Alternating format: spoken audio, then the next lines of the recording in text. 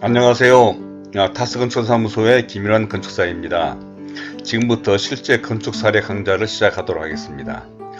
오늘은 지난 시간에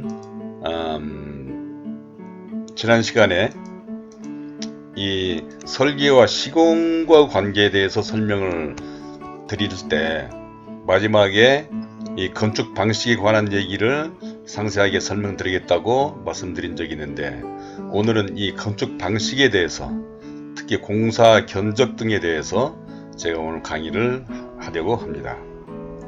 자, 지난 시간에 저희가 설계는 중요하고, 설계는 허가가 완료됐다고 끝난 것이 아니고, 또는 설계 변경 없는 건물이 없고, 설계는 계속적으로 공사기간 중에도 업데이트하고 설계를 보완해 줘야 된다.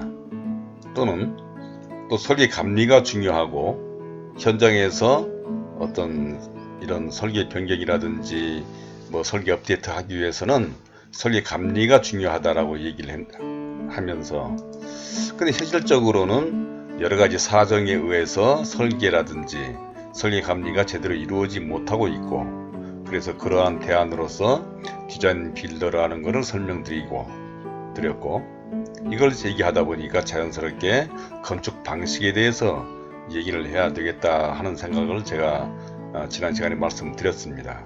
그래서 오늘은 이 건축 방식, 그러니까 건축 방식에는 이 다음과 같은 세 가지 방식이 있는데, 설계와 시공을 분리하는 방식이 있고, 시공자가 설계를 해오는 방식이 있고, 설계자가 시공까지 하는 방식, 이 대체로 상가주택 같은 경우에 아마 이 세 가지 방법 중에 한 가지를 택해서 건축을 하기 마련이기 때문에 이 점에 대해서 집중적으로 자세하게 설명해 드리도록 하겠습니다. 건축 방식의 비교. 자, 아까 말씀드린 대로 이 건축 방식에는 이렇게 세 가지 방식이 있다고 말씀드렸습니다. 설계, 시공, 분리 방식, 시공하는 사람이 설계까지 해오는 방식, 설계하는 사람이 시공을 하는 방식. 그럼 이거를 설명하기 전에 먼저 우리 이 소규모 상가주택과 같은 소규모 공사의 특성을 좀 이해를 해야 된다고 생각해서 이 점에 대해서 말씀드리도록 하겠습니다. 이 주택이나 상가주택을 짓는 건축주들은 사실 보면 지난 시간에 말씀드린 것처럼 전문성이 부족하고 건축에 대한 경험이 없죠. 그러다 보니까 그것뿐만 아니라 공사 관리 시스템도 부족한 것이 현실입니다. 대형 프로젝트인 경우에는 이 건축주가 따로 공사 감독자를 선임하든지 공사를 관리하는 조직을 갖추어서 공사를 진행하기 마련인데, 주택이나 상가주택 같은 그런 소규모 건물인 경우에는 참 그런 것을 못하는 것이 현실이죠. 그러다 보니까 이러한 공사에 대한 거는 상당히 어려움을 많이 겪고 있는 것인데다가, 특히 또 중요한 거는 이 소규모 업체가 시행을 한다는 것입니다. 사실 설계사무소도 사실 규모가 작은데, 여기에 시공에 참여하는 건설회사들도 대형 건설회사가 아닌 소규모 소규모 건설회사들이 이 공사를 시행하고 있는 것이죠. 게다가 또 이 건축에 대한 여러가지 건설에 대한 부실시공, 하자 등에 대한 부정적인 인식이 또 팽배한 것이 현실입니다. 그러다 보니까 건축주로서는 신뢰가 참 중요한 사항이 된 거죠. 신뢰가, 누구를 믿을 것이며 정말 자기의 모든 전 재산을 통해서, 아니면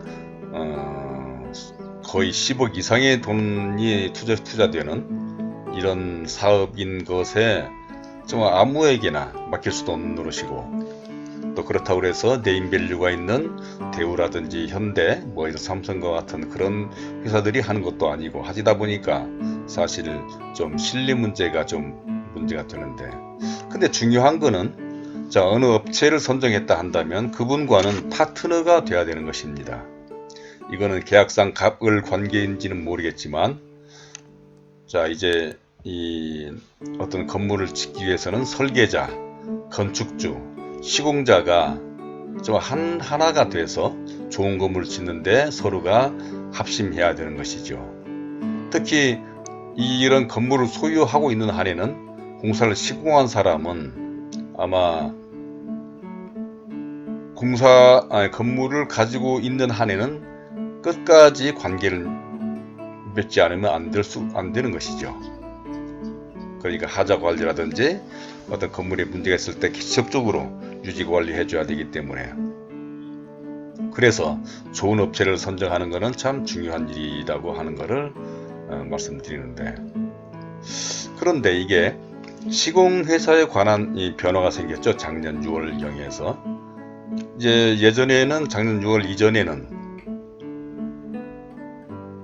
그러니까 상가주택 같이 소규모 건축은 종건사, 종합건설 면허 건설업자, 즉 종합건설 면허 소지자를 건설업자로 얘기하는 것입니다. 이런 종건사가 아니어도 공사를 할 수가 있었는데, 작년 6월 이후부터 60평 이상이 넘는 건축물을 건축하는 경우에는 이제 종건사만이 시공을 해야 되는 그런 사항으로 바뀌게 된 것이죠. 그런데 이 소규모 공사는 아까 말씀드린 대로 이런 대형 건설 회사가 참여할 수가 없는 상황이 현실인데,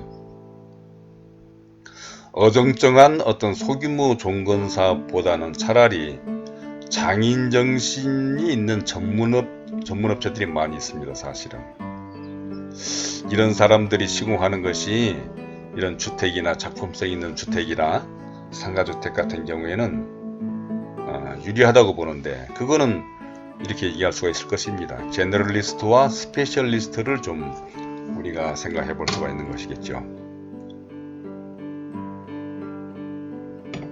그러니까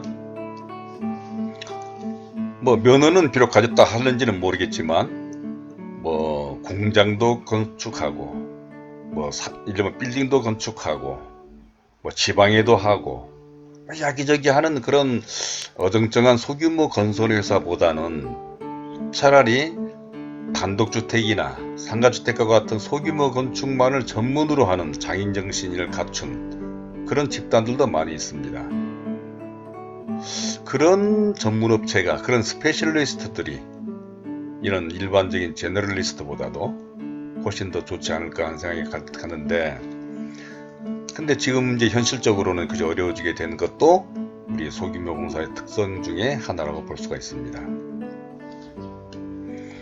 그런데 이런 소규모 건축 공사를 시행하는 걸 보면 크게 직영공사와 도급공사로 분류해 볼 수가 있습니다.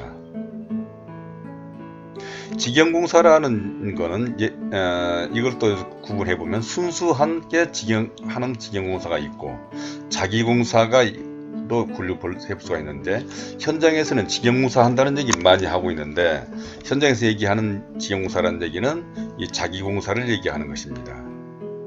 그러니까 이 순수 직영공사라는 얘기는 무슨 얘기냐면, 지금은 거의 사라졌지만 예전 같으면 건축주가 직접 자재를 사고 또는 인부들을 자기가 수배해서 자기가 직접 공사를 하는 것을 직영공사로 얘기를 한 건데, 지금은 그렇게까지 공사하는 사람은 거의 없죠.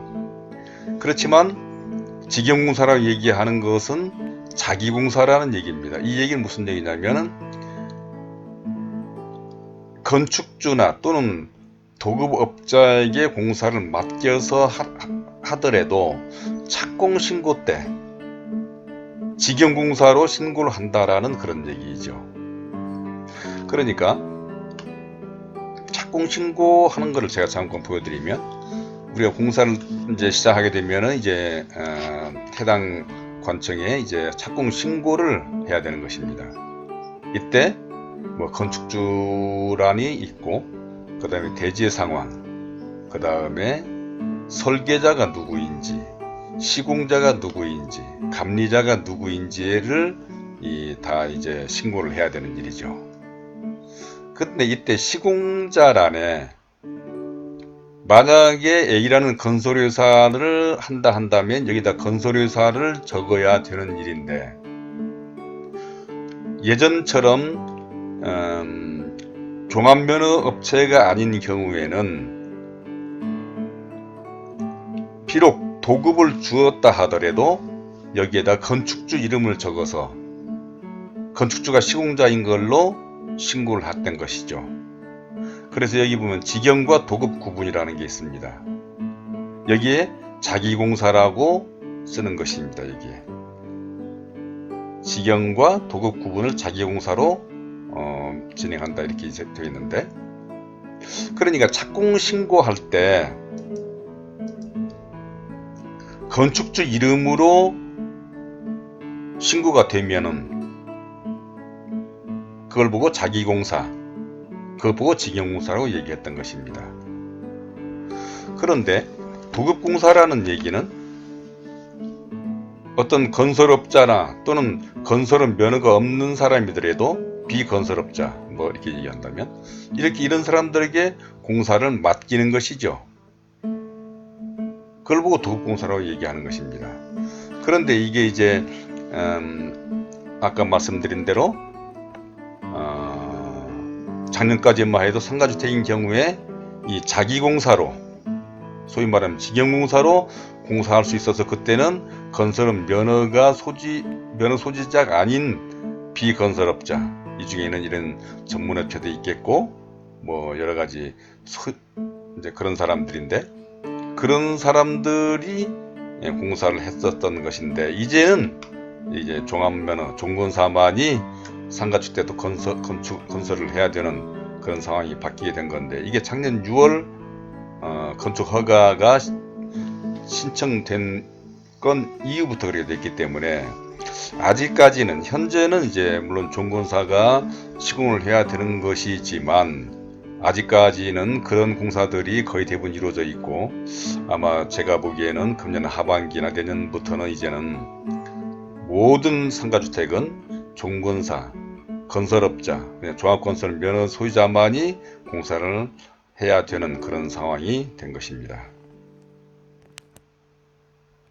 그래서 이제는 건설업자가 아닌 비건설업자, 뭐 이제 위에서 얘기한 이런 전문업체도 마찬가지고 건축주가 순수 직영공사하는 것도 그렇고 얘기할 수가 없게 된 상황이 된 것이죠. 자, 이러한 사항들을 지금 알면서 이 건축 방식에 대해서 도급공사, 그러니까 이제는 앞으로는 이 직영공사는 모두가 없어졌고 상가주택에서 60평이 넘는 상가주택에서 직영공사는 이제 할 수가 없게 됐고 도급공사만 할 수가 있는 건데, 그 중에서도 이제는 건설업자, 건설업 면허를 소지한 종건사만이 할 수 있는 그런 도급공사가 된 것입니다. 그래서 이 도급공사에 대한 건축 방식에 대한 것을 오늘은 자세하게 설명드리고자 하는 것입니다. 자, 아까 말씀드린 대로 이 건축 방식에는 세 가지가 있다고 그랬습니다. 첫 번째 방식은 설계와 시공을 분리하는 방식. 두 번째 방식은 공사하는 사람이 어디선가 설계를 자기가 아는 설계사무소에 가서 설계해오는 방식. 또한 세 번째 방식은 설계를 한 사람이 시공까지 하는 방식. 이 세 가지로 일반적으로 분류해 볼 수가 있는 것입니다. 그러면 각각이 한 점에 대해서 한번 설명드린다 한다면 이 첫 번째 방식은 중대형 프로젝트에서 일반적으로 채택되고 있는 방식입니다.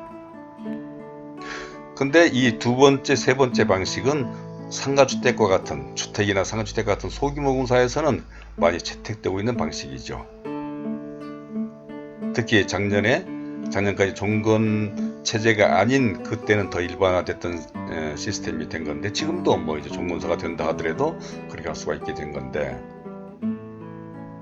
그러니까 이 두 번째, 세 번째 방식은 소위 말하면 설계와 시공, 시공과 설계와 시공을 원스톱으로, 그러니까 턴키 베이스라고, 턴키 방식이라고 얘기할 수가 있는 방식이라고 얘기할 수가 있는 거고, 이 첫 번째 방식은 설계, 시공이 각자 영역에서 독립적으로 활동하는 그런 시스템인 것이죠. 그래서 이거는 중대형 프로젝트에서 일반적으로 채택되고 있는 방식인데, 제가 지난 시간에 말씀드린 것처럼 이 방식이 좋다라고 하는 것은 설계와 시공이 서로 견제할 수 있어서 좋다라고 얘기를 했었습니다. 지난 시간에 그렇게 제가 설명드렸는데, 그런데 서로 견제하려면 설계 직원이 현장에 상주하면서 감리를 하는 경우에는 견제가 가능하다라고 얘기했습니다. 그 견제가 그렇게 한다면 이게 장점이 될 수가 있는 것이죠. 그 전제 조건은 상주 감리인 경우라고 제가 지난 시간에도 이 점에 대해서는 제가 설명드린 적이 있는데, 만약에 상가주택 같은 경우에는 상주 감리가 아닌데 이런 경우에도 과연 상호 견제가 가능할까라고 하는 것을 제가 지난 시간에 한번 잠깐 설명을 드린 적이 있습니다.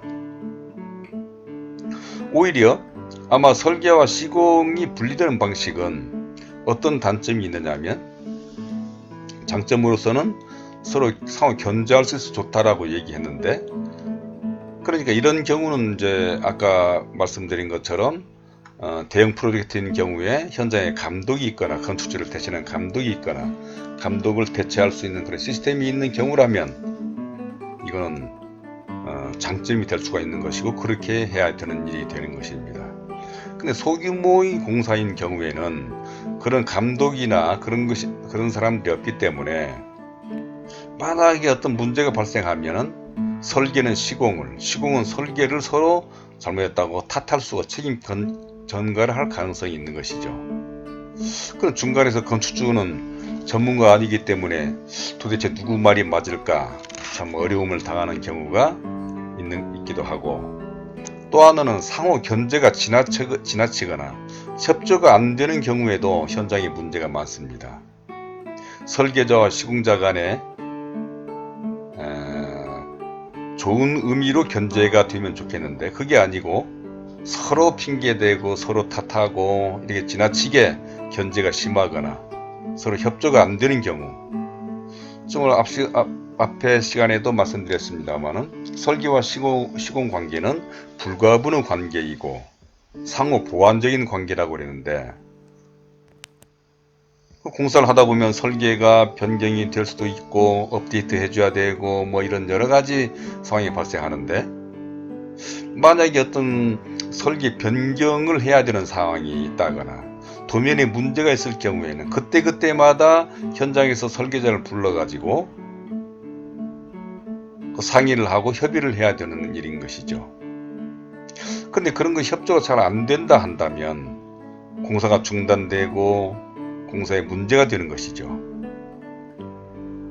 그래서 이렇게 설계와 시공이 분리되는 방식은 상주감리인 경우에는 효과적인데, 상주감리가 아닌 상가주택과 같은 소규모 건물은 상호 견제도 불가능할 뿐더러 어떤 설계 변경 사례가 있다거나 또는 뭐 설계 업데이트를 해야 되거나 건축주가 어떤 설계를 변경시키고자 할 때 그때마다 항상 설계자를 불러서 협의를 해야 되고 설계자는 또 그걸 가지고 검토를 또 해야 되고 그 사이에 그럼 공사는 지체가 되기도 하고 또는 공사비의 어떤 상승 요인이 될 수도 있는 그러니까 이 시스템은 중대형 프로젝트로서 어떤 상주 감리를 하는 거거나 아니면 건축주를 대신한 감독이 있는 경우에는 대단히 효율적인 방법이라고 얘기할 수가 있는 것입니다.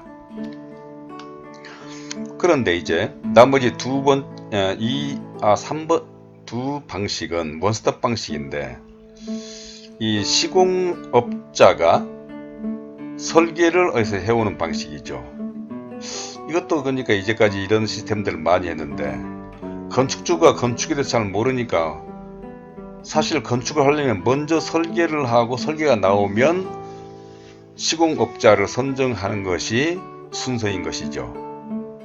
그런데 과거에는 건축을 잘 모르는 사람은 지금도 먼저 건설업자, 시공업자를 정한 다음에 그분에게 모든 걸 맡겨서 설계도 해오게 하는 그런 방식으로 하는 사람들도 많습니다.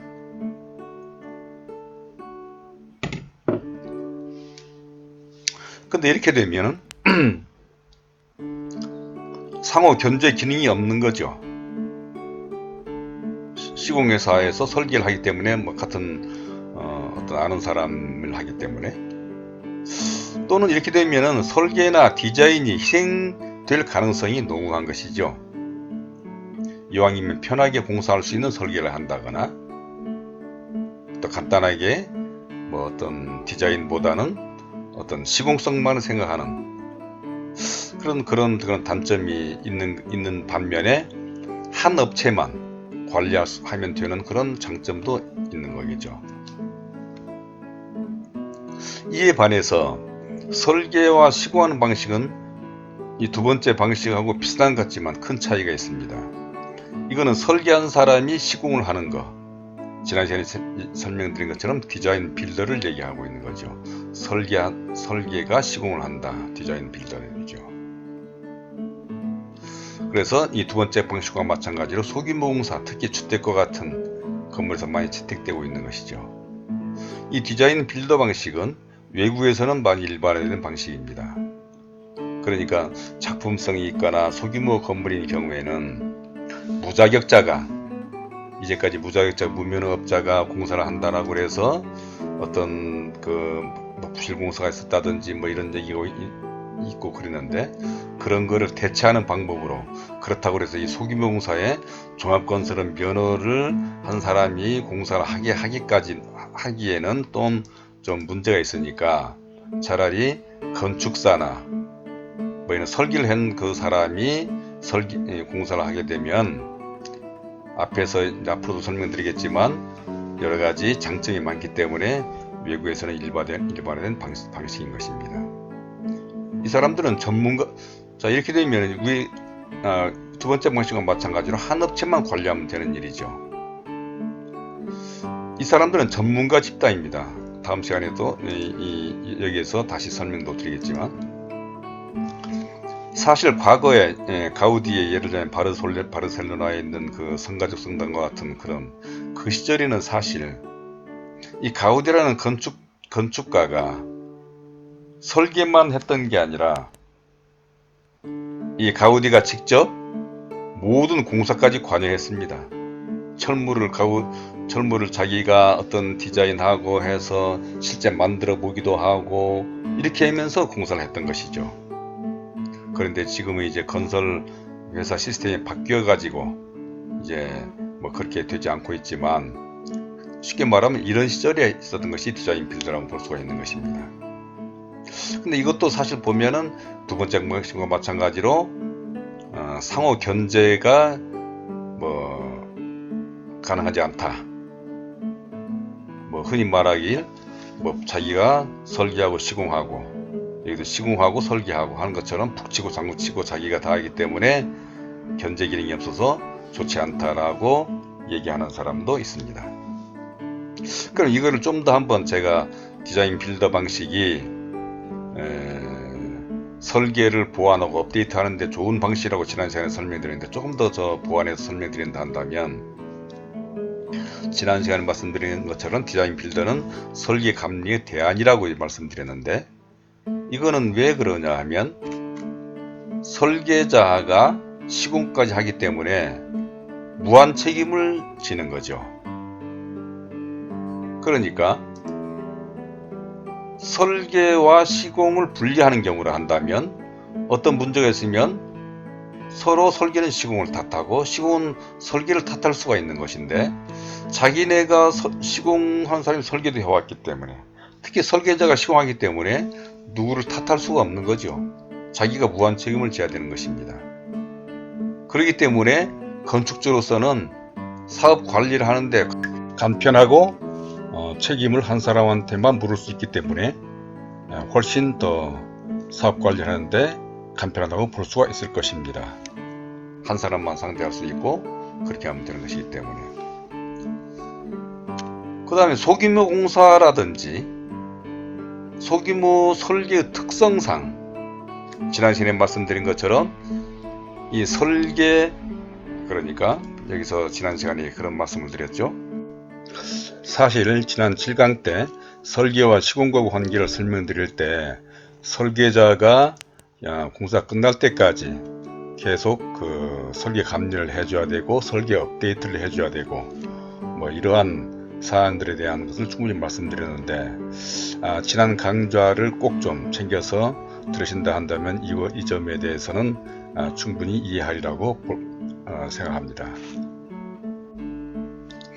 설계자가 이제 설계 현실이 어떤 현실이 있었느냐면 뭐 허가가 나면 끝이라는 그런 생각이라든지 설계자가 공사하는 기간 동안에 설계 감리할 수도 못하고 설계자가 없는 현실에서 그건 이 경비 비용 때문이라고 말씀드렸는데 이런 현실에서 설계 감리를 할 수 없다라고 하는 그런 이 소규모 건물의 설계와 특성 때문에 이런 디자인 빌더가 훨씬 더 효율적이다는 것을 제가 말씀드린 바가 있습니다.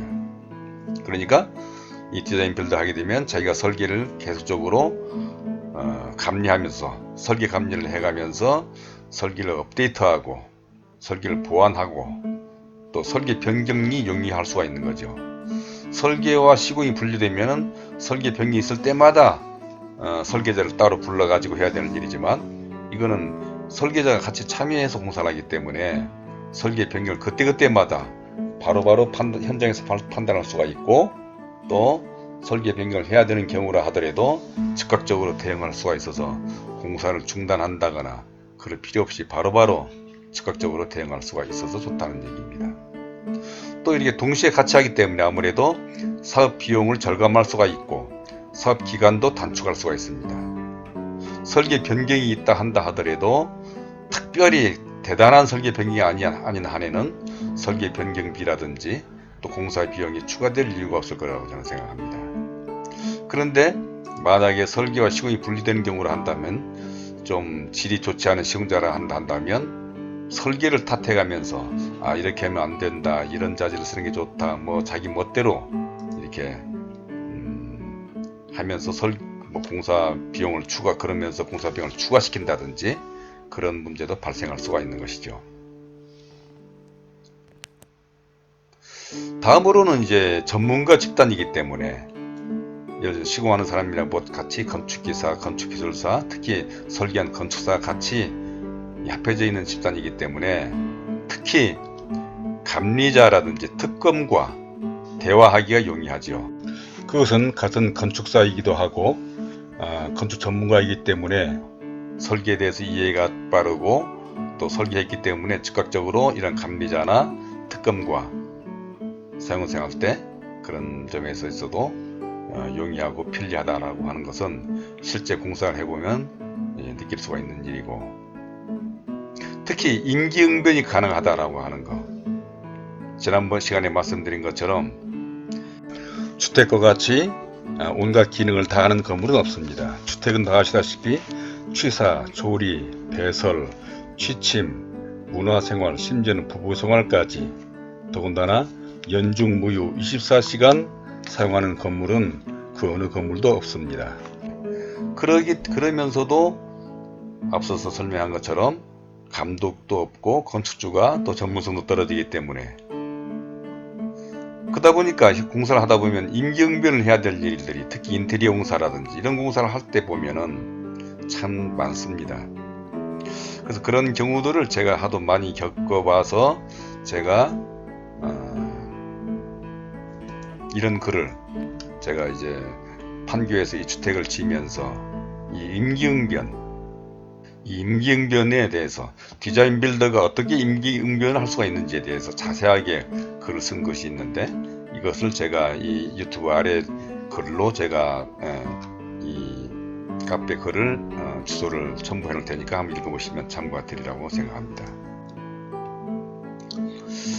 다음으로는 이제 소규모 공사도 앞에서 얘기한 것처럼 이 조합건설은 면허 소지자만이 공사를 하도록 이 법이 바뀌었는데 과연 이렇게 했었어야 될까라는 생각을 저는 앞서도 잠깐 얘기한 것처럼 차라리 이런 공사는 장인 정신을 가진 전문업체에서 시공하는 것이 훨씬 더 효율적이다.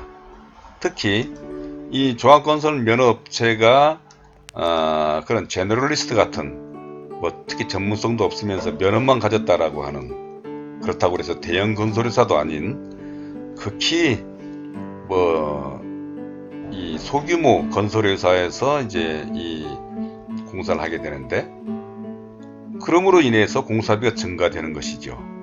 아무래도 이제 그런 건설회사들은 건설회사 자격을 소지하려니까 인력도 갖춰야 되고, 뭐 기사 자격증이 몇 명 있어야 된다든지, 뭐 관리도 하고 뭐 하다 보니까 이 관리비가 관리비가 늘어나는 것이죠. 또 간접 비용도 들어가는 것입니다. 제가 나중에 이제 이 공사 내역서에 대해서 나중에 설명드릴 때가 있겠습니다만, 공사 내역 원가 계산에 보면은 여기 보면 예를 들자면 직접 노무비, 간접 노무비라는 게 있습니다. 이게 무슨 얘기냐면, 현장에서 쓰여지는 그 인력에 관한 그 비용이 직접 비용이라 한다면, 간접 비용은, 간접 노무비는, 간접 인건비는, 여기도 관리비도 들어가고 하는데, 예를 들어 본사에서 공사를 지원하는 인력에 대한 비용, 그런 걸로 해서 이 간접 비용이 더 들어갈 수밖에 없는 것입니다. 이런 소규모 장인정신을 가진 전문업체에서는 뭐 그런 조직이 따로 필요 없기 때문에 그런 간접 비용이 들어가지 않았죠, 이제까지는.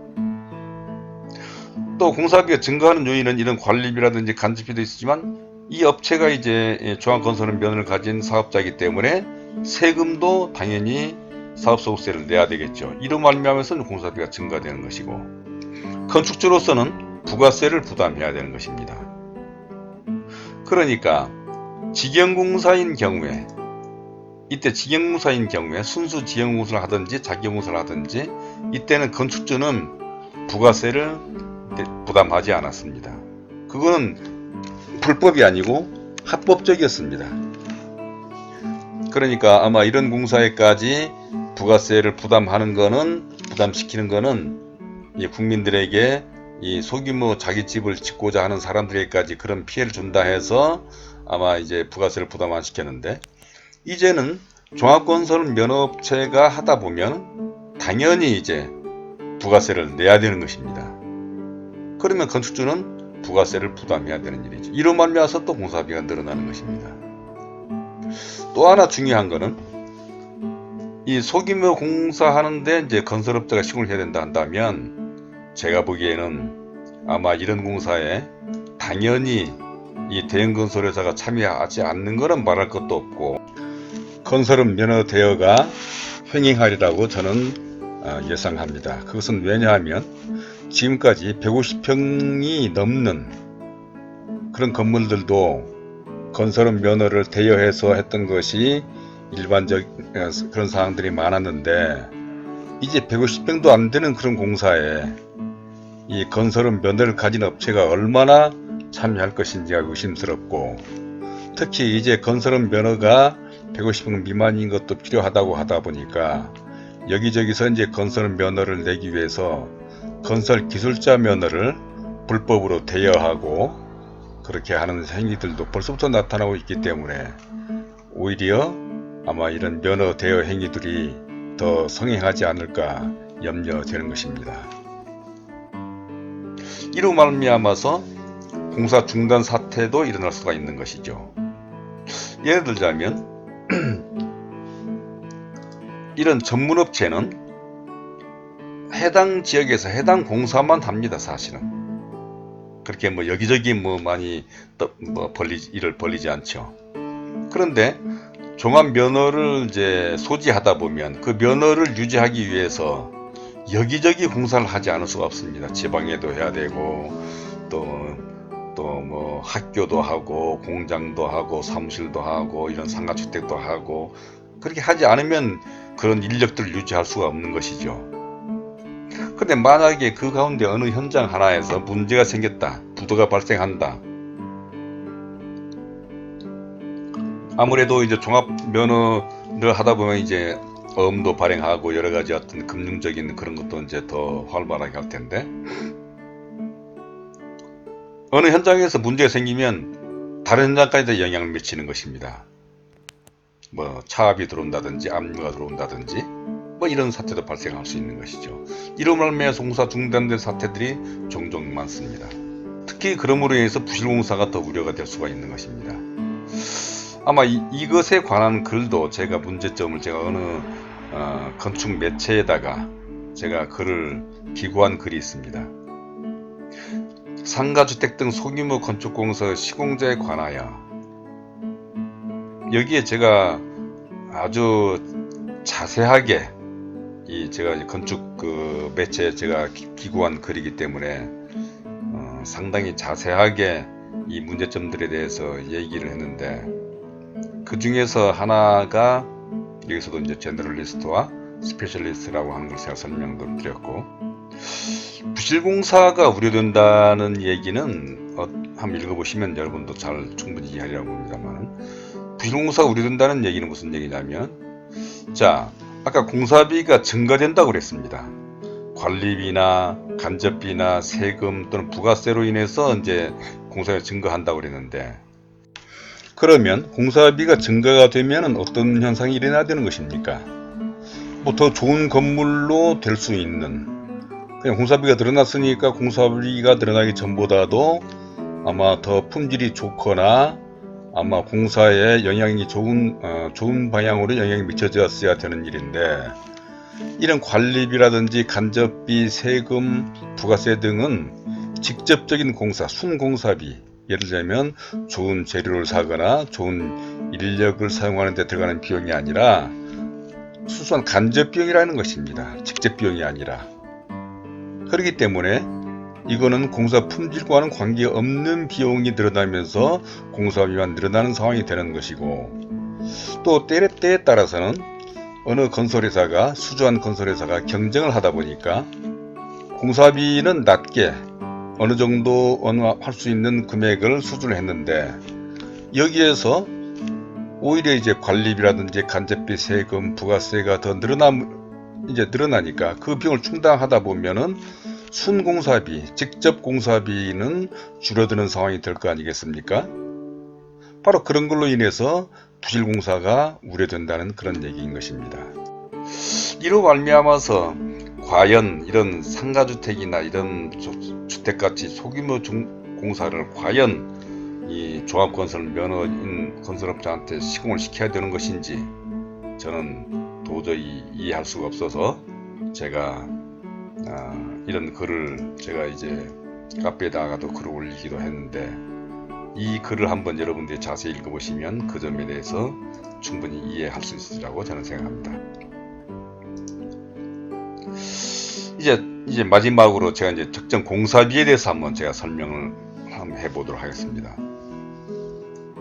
공사비라고 하는 아까 말씀드린 것처럼 자재비 플러스 노무비 플러스 경비, 그냥 뭐 관리비나 뭐 회사 이윤, 이것이 이제 그 공사비겠죠. 그러면 적정한 공사비라고 하는 적정한 자재, 적정한 노무비를 썼을 때, 그러니까 사실 보면 제가 생각하기에 공사비라고 하는 거는 사실은 정해져 있어야 되는 일입니다. 적정한 자재를 쓰고 적정한 노무비를 썼다 한다면.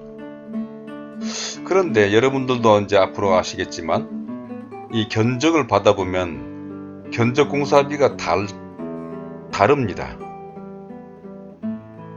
회사마다 견적한 비용들이 엄청 차이가 나는 경우까지 있습니다.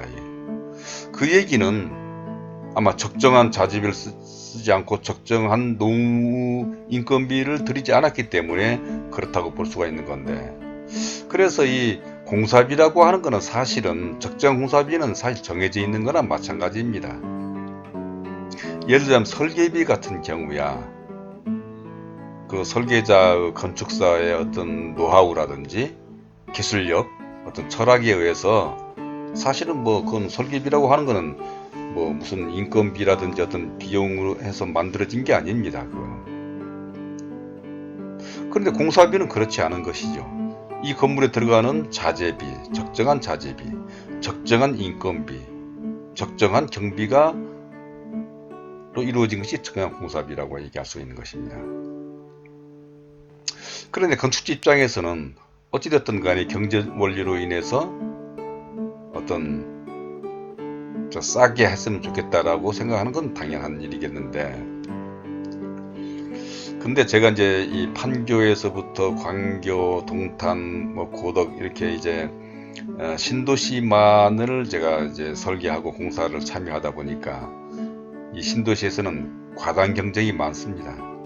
그러니까 한 지역의 공사가 집중적으로 이루어지다 보니까 웬만한 업체는 다 들어와 있는 것이죠. 그러다 보니까 경쟁이 심해서 자연적으로 뭐 덤핑도 저가 수주하는 사람도 없는 건 아닙니다만은 어느 적정 공사비가 유지되는 경우를 나중에 볼 수가 있는 것인데, 뭐 싼 게 비지떡이라는 말도 있지만 사실 공사라고 하는 것은 아까 계속 말씀드리지만 적정한 자재 농업이라 한다면 값은 정해져 있는 것이죠, 사실은. 그런데도 불구하고 견적을 받아보면, 몇 개 업체 견적을 받아보면 비용이 각각 다릅니다. 그 이유는 이 다음과 같은 이유 때문에 그런 것이죠. 견적 기준에 차이가 있는 것입니다. 그러니까 사용 자재라든지 이런 면에서 그런 거죠. 앞으로 제가 이제 이 공사 내역서에 대해서도 또 설명을 할 기회가 있겠습니다만은, 제가 공사 내역서에 대해서 간단하게 말씀드리면, 공사 내역서에는 재료비에 농업비에 경비가 합해져서 이 모든 비용이 정해지는 것입니다. 그러니까 예를 들자면 뭐 타일 공사를 예를 들어서 우리가 얘기해 볼까요? 이 건물의 타일이, 어느 건물의 타일이 뭐 자기질 타일이 뭐 150제곱미터가 소요된다라고 하는 물량이 나오고, 재료비가 12,000원, 해배당 12,000원, 인건비가 25,000원이 들었다 저희가 견적을 했습니다. 그럼 이 비용에 대해서 단가를 어느 업체는 15,000원 쓰기도 하고 어떤 업체는 11,000원에 쓰길 수도 있겠죠. 자기는 사용은 그걸 하겠다. 근데 인건비는 더 사실 막연하죠. 자재야 설계 도면에 어떤 자재가 표시가 되기 때문에 그런 정도로 하면 적정한 금액이 정해져 있겠지만, 인건비는 자기네 현장을 운영하는 능력에 따라서 비용이 달라질 수도 있겠죠. 아주 싼 인력을 쓴다거나 좀 기능 있는 인력을 쓴다거나에 따라서 이 기준 차이라는 게 바로 그걸 얘기하고 있는 겁니다. 그래서 만약에 견적을 싸게 하고 싶다 한다면 뭐 아마 이런 면에서 터무니없이 뭐 말도 안 되는 금액의 어떤 인건비라든지 이걸 집어넣을 수도 있겠죠. 그래서 하여튼 기준이 다르다 하는 얘기는, 사용자재 기준이 다르다라는 얘기는 그걸 얘기하는 것인데, 그런 차이에 의해서 다르기도 하고, 또 하나는 마인드입니다. 뭐 건축주가 어느 업체에다 견적을 맡기면 그 업체의 대표였잖아. 아마 그 회사를 운영하는 사람은 아마 수주를 하기 위해서 많은 노력을 하고 그러게 하겠지만, 이 견적을 하기 위해서는 사실은 여기서 이 물량을, 이 건물에 소요되는 이 건물에 들어가는 모든 물량을, 가장 먼저는 물량을 산출해야 되는 것입니다. 그 다음에는 단가를 조사를 해야 되는 것이겠죠. 단가. 이렇게 하려고 하다 보면 이 기간이, 견적 하나 하는데 기간이 최소 열흘 내지 보름 정도는 소요되는 것입니다. 그런데 어떻습니까? 이 견적을 한다고 해서 그 업체가 꼭 수주한다라고 볼 수는 없는 일이겠죠. 흔히 업체에서는 뭐 열댓 개 견적을 했을 때 한두 개 될까 말까 한다. 이것이 현실이죠.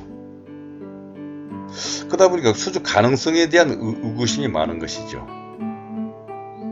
말씀드린 대로 물량 산출을 해야 되고 단가 조사하고, 특히 전문 공종 견적이라는 얘기는 무슨 얘기냐면, 석공사나 창호공사나 설비나 전기 같은 경우에는 그 전문 업체에서 견적을 해줘야 되는 것입니다.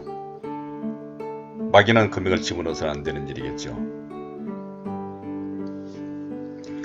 그런데 이런 일을 하는 직원이나 참여자, 그런 창호업체라든지 석공사업체라든지 이런 데 사람들이 또는 그 건설회사 직원이 어떤 마인드를 가지고 있느냐,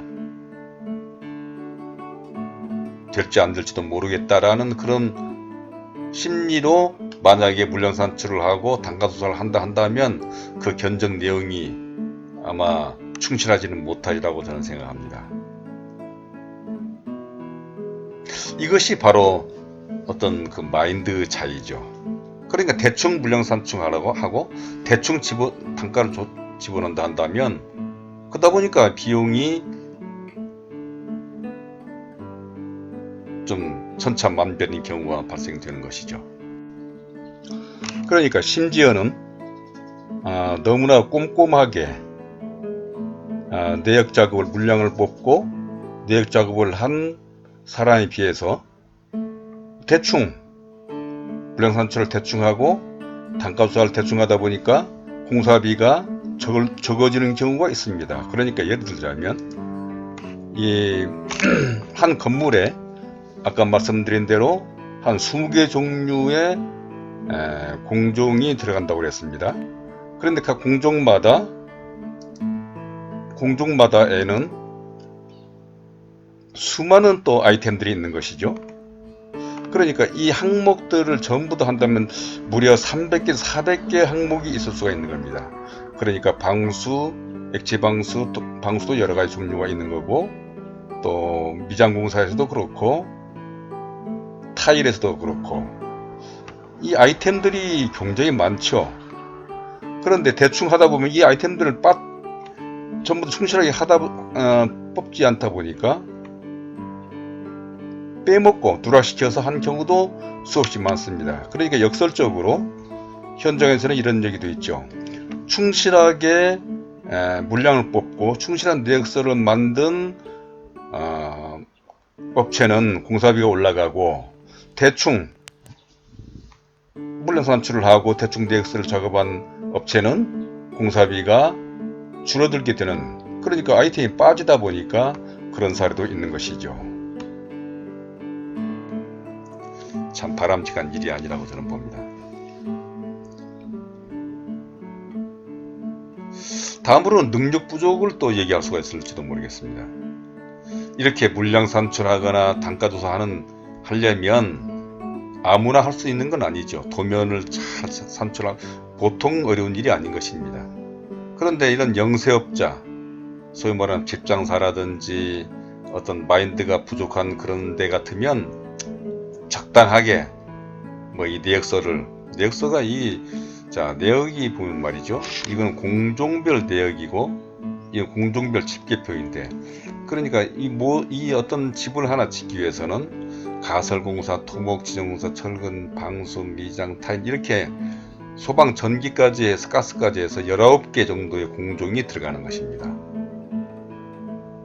이러한 물량들을 예를 들자면 여기 이 집에서 철근 콘크리트 공사가 3억 2천이 나왔는데 그건 그냥 무작정 나온 게 아닙니다. 나중에 이제 내역서 설명할 때 설명드리겠지만 이 철근 콘크리트 공사에서 보면 레미콘, 철근, 거푸집, 레미콘 타설 이런 것들에 대한 모든 물량을 다 산출을 해서 재료비, 농우비, 경비를 다 해서 합해보니까 3억 2,200만 원이 나왔다라고 이게 되는 것이죠. 그러니까 재료비가 1억 5,800만 원, 집계표가, 농우비가 1억 5,800만 원 나오고 1억 5,900만 원 나왔네요. 이렇게 해서 나오는 것이죠, 이게. 그런데 이런 작업을 한다는 게 아까 말씀드린 대로 보통 열흘 내지 보름 정도를 이 작업에 참여해야 되고, 대형 프로젝트인 경우에는, 큰 건설회사 같은 경우에는 이 견적 작업을 하기 위해서 수십 명의 직원들이 호텔이라든지 여관을 잡아가지고 합숙하면서 이 견적 작업을, 물량 산출을 하고 견적 작업을 하는 것입니다. 그런데 만약에 그 마인드가 어정쩡하다거나 그저 뭐 한번 내보지 뭐 하는 그런 심리로 충실하지 못한 그런 아마 견적을 한다고 할 수도 있을 거라고 저는 그런 업체도 현실적으로 많습니다. 사실 특히 이런 집장사라든지 뭐 건축을 전공하지 않은 그런 사람 같으면 물량 산출마저도 못할 것이고 이런 내역 작성조차도 못할 것입니다. 그럼 이런 사람들은 평당 공사비 얼마다 또는 계략 공사비로 대충 해서 뽑아 내가지고 견적을 하기 때문에 서로 물건 차이가 비용 차이가 발생하는 거죠. 또 어떤 경우에는 심하면 과당 경쟁과 우선 어떤 사람들은 아주 낮은 금액으로 먼저 뭐 제출해서 공사를 따놓고 나중에 플러스 알파를 요구하거나 특히 공사 초기 이 무슨 말씀이냐면 어느 특정 지역 고덕이나 어떤 동탄이라든지 막 처음 시작하는 단계인 그런 신도시 같은 경우에는 모든 업체들이 경쟁적으로 달라붙어 가지고 소위 말하면 깃발이라도 먼저 꽂아야 된다라는 심리로 해서 저가 수주하는 경우가 참 이게 많습니다. 솔직히 말하면. 그리고 나서 중간에 공사 중단되거나 공사하면서 공사비를 플러스 알파 시켜달라고 아우성거리고 말이죠. 이 평당 공사비 또는 계략 공사비로 그 계약하는 경우에 제가 나중에 이 내역서를 설명할 때 말씀드리겠지만 이렇게 정확한 모든 공정들 내역서를 정확하게 만드는 경우라 한다면 그런 공사하면서 악유가 발생하거나 공사비를 추가해달라고 할 수가 없는 겁니다. 예를 들자면 자기질 타일을 12,000원으로 어떤 업체는 견적을 했다 한다면 여기에 명쾌하게 지금 단가가 정해져 버리게 된 겁니다. 계약서에는 당연히 내역서가 들어가게 되는 거니까. 그러면 12,000원짜리 타일이라 한다면 타일 가게에 보면은 12,000원짜리 수준을 다 볼 수가 있는 것이죠. 이런 정도 타일이면 괜찮습니다. 국산 타일로 해서. 근데 만약에 이런 내역서도 없이 대충 대략적으로 만들어진 그런 내기를 한다면 뭐 타일이 뭐 공사할 때 이걸 써달라 하면 그건 얼마짜리니까 이게 뭐 얼마 추가됩니다 해서 이 추가 공사비를 얘기하는 경우들이 종종 발생하는 것이죠. 하여튼 이런 문제점들이 있었다고 하는 것을 제가 말씀드리고 그 다음에 적정 공사비와 품질에 대해서 한번 설명하겠습니다. 자, 물론 경제 원리로 해서 싸고 값싸고 좋은 품질이면 좋겠죠. 그런데 사실 현실적으로 그건 맞지 않는 것인데 그래서 이 건축에서는 LCC 비용이라는 게 있습니다. LCC라고 하는 것은 라이프 사이클 코스트, 이걸 굳이 우리나라 말로 설명한다면 생애주기 비용이라고 얘기할 수가 있는 건데 이건 무슨 얘기냐면 비록 처음에 공사할 때 싸게 집을 지었다 하더라도 만약에 단열이 잘 안 된다든지 어떤 어디에 하자가 생긴다든지 어떤 뭐 고치할 때가 많이 나온다든지 그러면 건축 당시에는 쌌을는지 모르지만 이 건물이 있는 동안에 내가 만약에 이 건물을 5년 동안 가지고 있다 한다면 잘 지었더라면 난방비를 줄였을 텐데 아마 값싸게 지으면 단열이 잘 안 돼서 난방비가 매년 늘어난다 또는 보수비용이 계속 늘어난다. 심하면 건물의 가치가 떨어져 뭐 어떤 건물이 뭐 좋지 않아서 뭐 그렇다 한다면 비록 싸게 진 것이 아니라 이런 얘기가 되는 것이죠. 그러니까 건물이 내가 가지고 있는 동안에 비용이 많이 든다고 한다면 그거는 결코 싸게 진 것이 아니라고 하는 것을 좀 알아야 되겠다는 것이죠.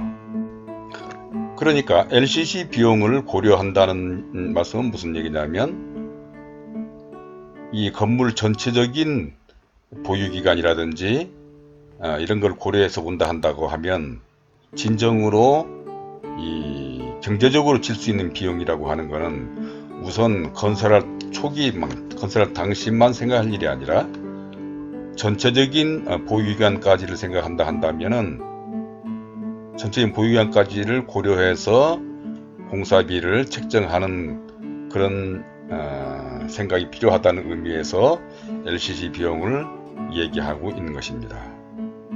이거는 좀 많이 생각을 해봐야 될 문제인 것이죠.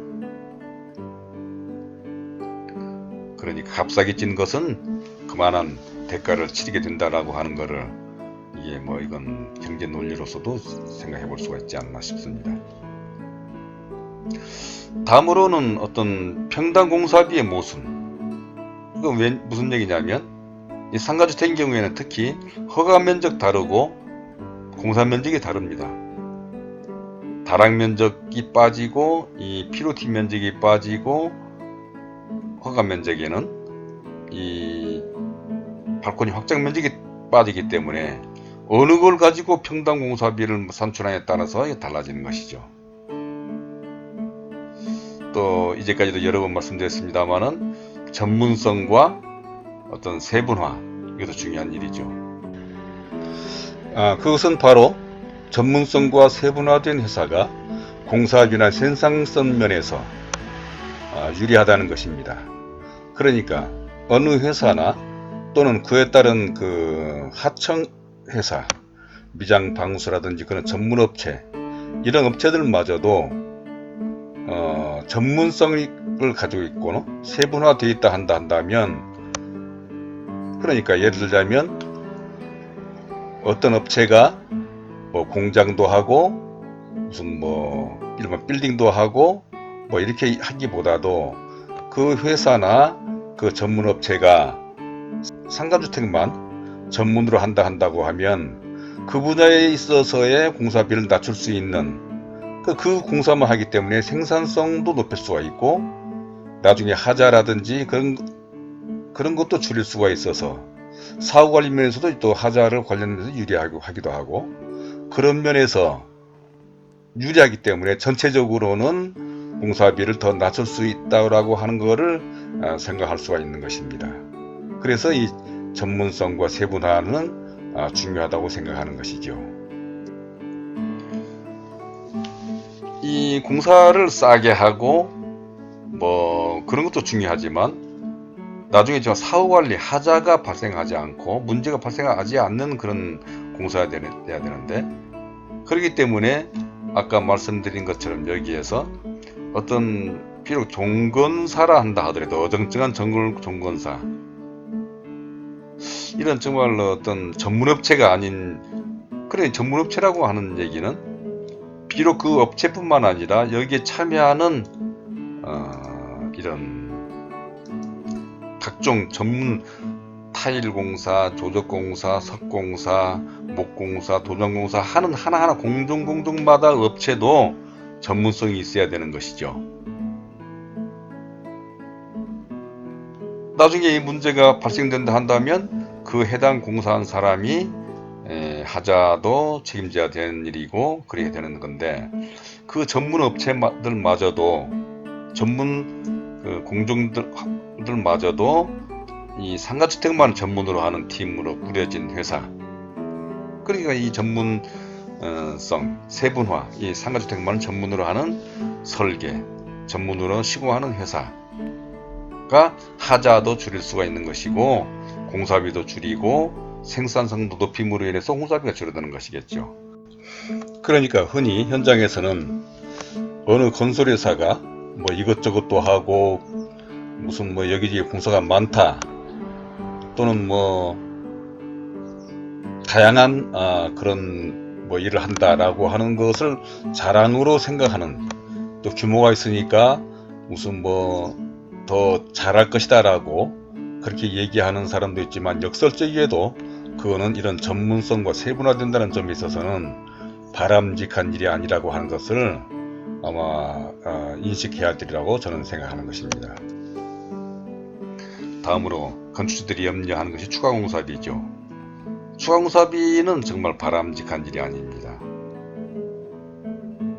추가공사비는 사실 보면 변경을 하지 말아야 되는 일이죠.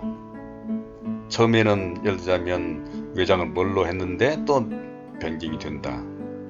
이런 것들 욕심 때문에 생겨나는 문제들인데, 근데 이렇게 순수하게 건축주가 변경하는 경우도 있겠지만 시공자가 나서서 설계 이게 문제가 있으니까 이렇게 하는 게 좋겠다, 뭐 저렇게 하면 좋겠다, 이게 시공자가 설계를 핑계 삼아서 뭐 이렇게 변경해서 그걸로 인해서 공사비가 늘어나는 경우도 현장에 종종 있죠. 사실 이런 것들도 사실은 이 견적이 이 내역이 충실했다 한다면 이 단가들이 말이죠, 그냥 적정한 재료비, 적정한 노무비를 책정했다 한다면 아마 그런 사례는 없으리라고 생각하는 것입니다. 자, 이제까지 제가 이 건축 방식과 어떤 그 건축 공사에 대한 적정 공사비에 대한 얘기를 오늘 강의를 했는데, 이제까지 여러분께 시청해주셔서 감사하고, 특히 앞으로도 계속적으로 이제 내역서 또는 뭐 건축법규에 있어서도 일조권 관계라든지 어떤 자재에 관해서 뭐 이런 것에 대해서도 계속적으로 강의를 해나갈 것이니까 더욱더 많은 관심을 해주시길 바라면서, 특히 구독과 좋아요 버튼을 좀 누르시면 더욱더 감사하겠습니다. 오늘도 이것으로써 강의를 마치도록 하겠습니다. 감사합니다.